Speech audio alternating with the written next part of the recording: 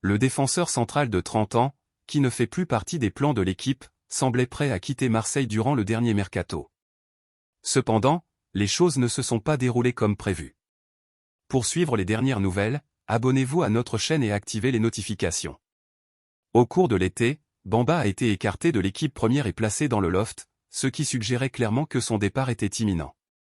Même après la clôture du marché des transferts en France, il est resté un espoir de transfert, surtout avec le marché saoudien encore ouvert.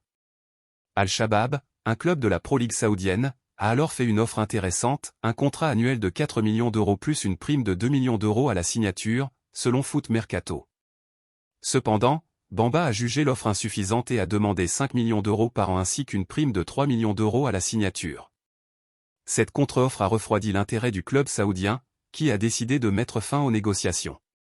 Selon d'autres sources, Al-Shabab n'a pas rejeté cette contre-proposition, car le club avait le budget nécessaire pour satisfaire les demandes financières de Bamba.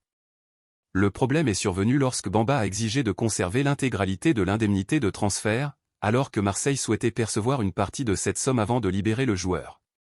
Cette impasse financière a pour l'instant maintenu Bamba à l'Olympique de Marseille, au moins jusqu'à la fin de son contrat. Les relations entre le joueur et la direction, déjà tendues, semblent s'être encore détériorées avec cette situation. Que pensez-vous de cette affaire, chers supporters? Bamba doit-il rester au club malgré ces tensions? Laissez un commentaire et partagez votre avis.